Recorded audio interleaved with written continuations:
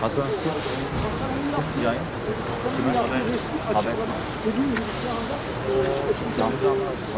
1001, 1002, 1003.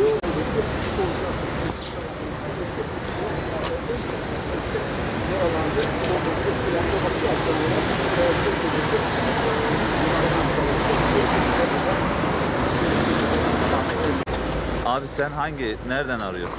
Habertürk mü? Ha, NTV. Diğer numaradan. Şu an Habertürk'ü bağlanıyor.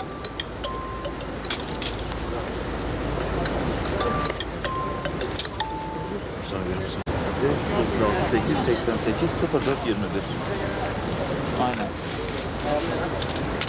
Aynen abi.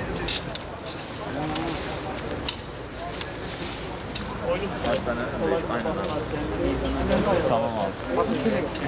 Habertürk'e bağlanıyor. Bir saniye veriyorum abi. Sessiz açık mı? Tedavide, kentteki diğer hastanelerde diyebiliriz. Açık. Bunun dışında yangın sırasında Açık abi, bir tip saniye. yaralanmalar oldu. Yine dumanlar. Sesim geliyor mu abi? Ses deneme. Hem bu hastanenin müdahale edildi. Mikrofonu biraz kısar mısın? Yaralıların genel anlamda sağlık durumlarının iyi olduğunu ifade etmek lazım. Tedavisi sürüyorlar. Sadece yoğun bakım ünitesinden Ses deneme bir küt ses.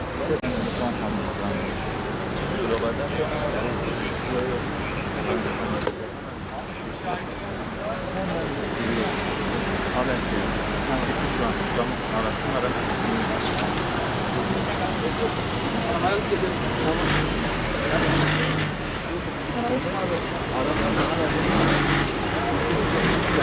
aradım sen o numaranı ara sana ver bir numara.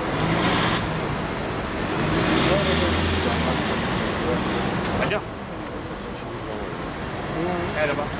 Sen mi böyle? Bir şeyler yok ki. Yok. Çektiğim yayını var. Ara abi. Telefon şeyi görmüş.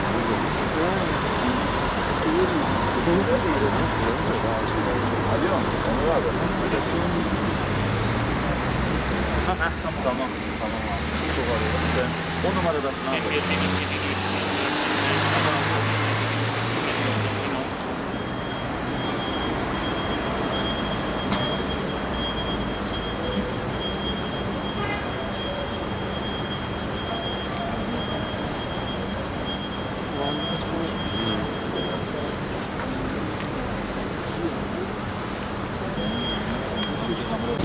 Yangın saat 04.45 sıralarında oksijen verilen solunum cihazının patlaması sonucu yangın çıktığı ifade edildi ve olayın ardından 20 kişilik yoğun bakım servisinde yatan 19 hastadan 8'inin hayatını kaybettiği, 11'inin çevredeki diğer hastanelere nakledildi. Olayda yangın kaynaklı yaralı bulunmadığı bilgisi paylaşıldı. Bu önemli çünkü daha önceki dakikalarda yangında bazı